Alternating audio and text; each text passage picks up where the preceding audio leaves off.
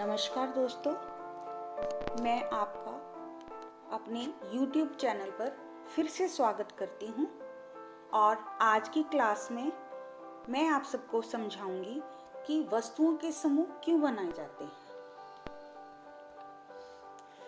आप देखेंगे कि आपके आसपास बहुत सारी वस्तुएं होती हैं, जैसे कि table, chair, computer, book, pencil, रबड़, शार्पनर, कटर, पेड़ पौधे, गाड़ियाँ और कई प्रकार के जानवर और बहुत सारी ऐसी अनगिनत वस्तुएं भी। यदि आपको कहा जाए कि इन वस्तुओं की एक सूची बनाई जाए, तो आप सूची बनाएंगे और देखेंगे कि आप उनमें से कुछ वस्तुओं को लिखने की चूक कर चुके हैं।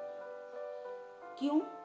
क्योंकि काफ़ी सारी वस्तुएं को हम एक साथ देखते हैं तो उसमें से कुछ ना कुछ लिखना भूल जाते हैं। लेकिन यदि हम इन वस्तुओं को एक सूची में लिखना चाहें तो हम वस्तुओं को समूहों में बांटकर सूची बनाएं तो आसानी से अधिकांश वस्तुओं की हम सूची लिख सकते हैं। इससे कार्य करना आसान हो जाता है। जैसे हम अपने बैग में किताब, नोटबुक, पेन, पेंसिल आदि बड़े ही सुनियोजित ढंग से रखते हैं और जिससे कि हमें आवश्यकता पड़ने पर आराम से हम बैग में से सामान निकाल सकें। यदि हमें पेंसिल बॉक्स में से शार्पनर, रबड़ या पेंसिल कुछ भी लेना है तो हम ज्योमेट्री बॉक्स निकालेंगे, पेंसिल बॉक्स निकालेंगे।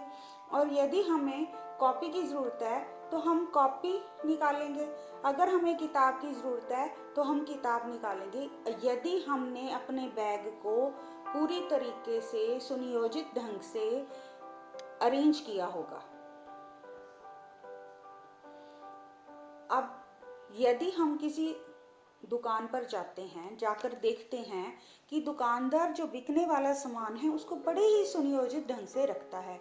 एक खाने में जैसे बिस्किट हैं, बिस्किट के साथ ही भुजिया, खाने पीने का सामान, और साबुन वाला खाना है, साबुन के साथ ही शैम्पू वाला खाना, बड़े ही सुनियोजित ढंग से सामान को रखा जाता है। और विद्यालय में भी देखो, आप अपनी कक्षा के अनुसार आप अलग अलग कक्षा के बच्चे अलग अलग कमरों में बैठते हैं ताकि उनके पढ़ने में आसानी हो जाए। और सामानों को समूह में बांटकर रखने में आवश्यकता के अनुसार सामान को खोजने में भी आसानी होती है। इसी कारण यदि हम वस्तुओं को समूह में बांटने की ज़रूरत होती है हमें, तो दूसरे शब्दों में कहें तो वस्तुओं को सुनियोजित रूप से रखने के लिए ही समूहों में बांटना जरूरी हो जाता है। अब विज्ञान के दृष्टिकोण से अगर हम देखें कि वस्तुओं को समूह में कैसे बांटा जाता है और क्यों बांटा जाता है, तो ये इसीलिए बांटा जाता है ताकि उसके अध्ययन में हमें आसानी हो जाए। जैसे वस्तुओं को पदार्थ जिनसे वे बनी हैं उसके अनुसार समूह में बांटा जा सके। जैसे लकड़ी से बनी वस्तुएं, कुछ वस्तुएं लकड़ी से बनी होती हैं, उन्हें एक समूह में रखा जाता है। कुर्सी, टेबल, अलमीरा, दरवाजा, पलंग, चारपाई, यानी कि लकड़ी से बना हुआ सामान एक श्रेणी में रखा जाता है। और नंबर 2, जैसे किसी धातु से, स्टील से बनी हुई हैं वस्तुएं, तो उन वस्तुओं को एक अलग समूह में रखा जाता है। जैसे कुर्सी, टेबल, अलमीरा, मुख्य द्वार, चूल्हा, चम्मच, कटोरी, बाल्टी, जग, कार आदि ये स्टील से बने होते हैं, तो इनको एक अलग कैटेगरी में रखा जा सकता है। तीसरा नंबर है कपड़ों से बनी हुई वस्तुएं। कुछ वस्तुएं कपड़े की भी बनी होती हैं, इसे एक अलग समूह में रख सकते हैं। जैसे चद्दर है, साड़ी, कपड़े हैं, कुर्ता पजामा है, पैंट शर्ट है, धोती है, सलवार सूट, पगड़ी आदि। और एक कागज से बनी हुई वस्तुएं, यानी कुछ वस्तुएं कपड़े की बनी होती हैं जिन्हें एक अलग समूह में रख सकते हैं। कुछ वस्तुएं कागज की बनी होती हैं जिन्हें एक अलग समूह में रख सकते हैं। जैसे किताब है, नोटबुक है, समाचार पत्र हैं, समाचार पत्रिका, डायरी आदि। और पदार्थों को उनकी भौतिक अवस्था के अनुसार भी समूह में बांटा जा सकता है, जैसे ठोस, द्रव, गैस। अब ठोस जो पदार्थ हैं वो क्या है, उनको किस प्रकार से अलग समूह में बांटा जा सकता है, जैसे जिनका आयतन तथा आकार निश्चित होता है। जिसका आयतन तथा आकार निश्चित होता है उसे ठोस पदार्थ कहते हैं, जैसे बर्फ, लकड़ी, पत्थर, लकड़ी का टुकड़ा, चाक, कागज, किताब, पेंसिल, टेबल आदि। और नेक्स्ट है द्रव्य पदार्थ। पदार्थ वह पदार्थ जिनका आयतन निश्चित होता है परंतु आकार नहीं।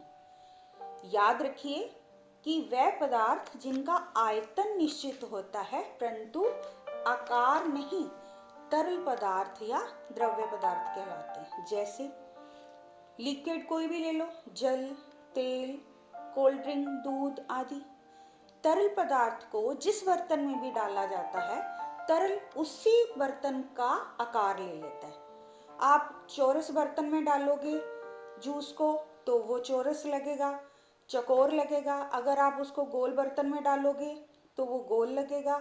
अगर आपको त्रिकोणी शेप में किसी चीज को डालोगे द्रव्य को तो वो त्रिकोण में लगेगी। उसके बाद है गैस पदार्थ।